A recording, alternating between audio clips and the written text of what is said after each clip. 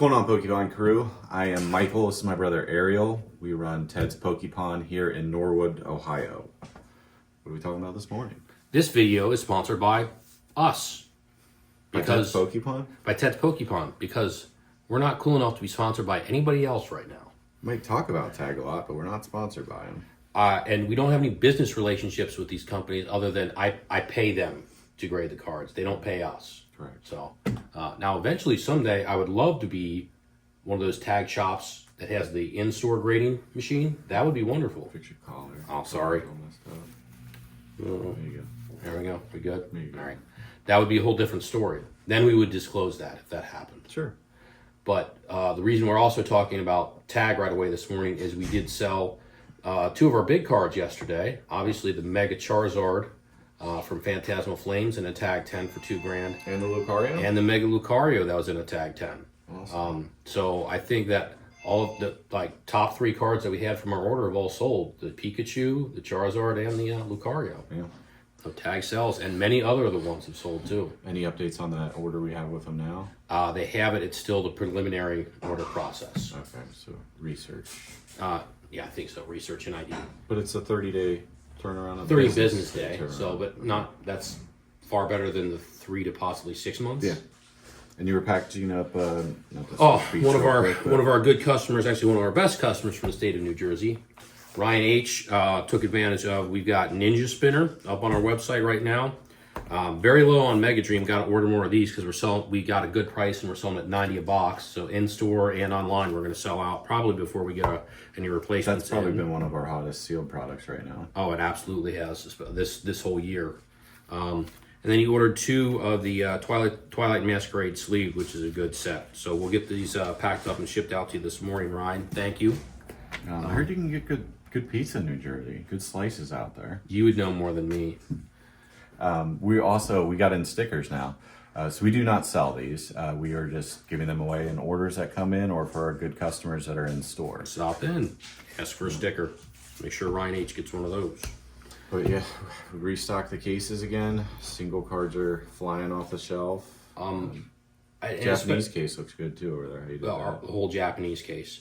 But I want to emphasize, especially because single cards, the raw cards are also more of your department as far as handling it kind of thing. 99% of the cards we sell as far as single cards are raw cards. Most cards are not worth grading. They're either too low in value or horribly off center in some cases, but they still sell raw. And that's what most collectors, I know we all get caught up in the 10. the 10s and the, which company you're using kind of thing, but most collectors of Pokemon buy raw cards and stick them in a binder or however they want to display them. Yeah. They're not into the grading, and we have to kind of remind ourselves when you get caught up in the hype of the latest whatever controversy is that most people buy raw. That's mostly what we sell. Yeah, a lot of them too. It's kind of unfortunate when I'm opening packs, and I talked with Nate about this the other night. Mm-hmm. When you do get a big card, immediately you look, you're like, oh, it's off center, and it's a little, things that you kind of look at cards that way now, just because that's what we do every day. Well, I mean, but if you're pulling the Charizard from Phantasmal, whether it's off center or not, that's a big card. Yeah. Guy brought in one yesterday. I think he should get it, check with CGC and see if he can get it graded for miscut. It was terrible. So, he just wanted to get your opinion on it? Yeah. Okay. Yeah. All right. That's interesting. Yeah. You kind of started off the video with how I wanted to do a new segment sponsored by Ted's Pokepon. So looking through single cards and stuff like that, you find cards you've never seen before, and they're awesome. So I've put this up on screen. The Zapdos from the Town Unknown map, and these two cards are still under $100 bucks. So it's an awesome card, awesome artwork. I've never seen a Zapdos look like that before. Kind of looks a little evil, but not. And then the Psyduck Black Star promo that we have here. Let me get closer to the screen there, but okay. This one's kind of in bad condition. But I believe these are going anywhere from $30 to $45. But I had never seen that promo before. Awesome Psyduck card. That's the thing, and it's not just. So that segment was brought to you by Ted's Pokepon. Okay.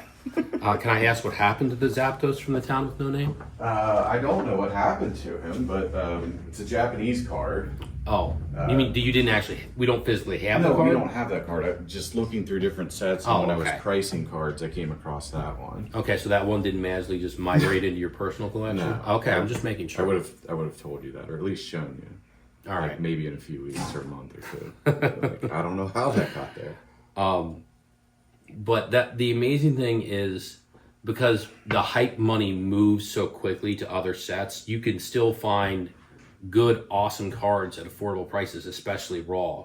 Like there's even some really good, like if you look SIRs from Scarlet and Violet era that are under $50, and IRs that are well under that are awesome cards that maybe people should think about picking up, and maybe we'll go into that in another video. While you can still find them for cheap before the things go out of print here really soon, especially from the early Scarlet and Violet sets. Yeah.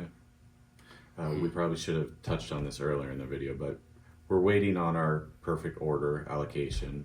We probably will not get it today, so most likely we will do our release next weekend, next Saturday. Our distributor has a policy of they don't get it to us until they ship it, so it's supposed to get to us on release day. However, they are handling a ton of orders and just a massive amount of stuff to ship out. And we are still, even though we're 2 years into this, we're still probably one of their newer by time-wise accounts. There's people who've been with them for decades and spent far more money than we have, obviously. So I understand them getting priority. And typically we don't get it, at least recently, until the following like Monday or Tuesday. And so we'll probably just hold it until a week from tomorrow. For the first Saturday in April to do our in-store perfect order release, which is at MSRP when we do initial releases.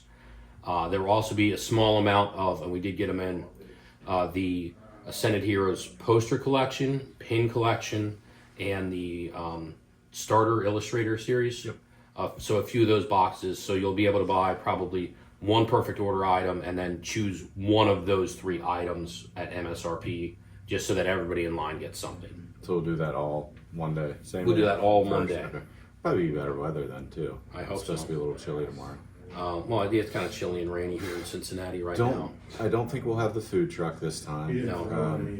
We'll figure something out. It's not as it's not as big as a release as Ascended Heroes. Perfect Order. I think people are downplaying it. I think it'll be a better set than people think, because I mean it's just hard to find Pokemon in general, especially at MSRP. I mean, you might find some stuff on some shelves in the big box stores once in a while and get lucky, but people are still just. And the problem is like even people who aren't scalpers but just Pokemon collectors, when they see stuff at that price, they just try and grab as much as they can, which is why stores have to put limits on it because you're worried you're not going to see any more. It's just kind of like panic kind of thing. Other than that, I mean, I think we're going to have a good weekend this weekend with the cases stocked with the single cards. We'll probably sell out a Mega Dream by the end of the weekend. Put in a text to our Japanese vendor. Sorry, yeah. A lot of prices on cards and sets, especially sealed product, continues to go up. I try and keep an eye on the list for stuff, but it's hard because there's some new recent sets that my price to buy an Elite Trainer box is sometimes 20% over what the current market price is, which means I'd have to be even higher than that. So you have to always weigh and balance what can we buy to put on the shelves to keep them stocked, but still have an okay price on it. But can't have empty shelves. That's the number 1 rule. Okay. All right. Finishing up that order. Finish up this order for Ryan H. Get it shipped out to him this morning in New Jersey. Well, hope you guys have some luck out there and find some perfect order at MSRP. And have some fun ripping packs like you're supposed to. Have a good day, Poke Crew.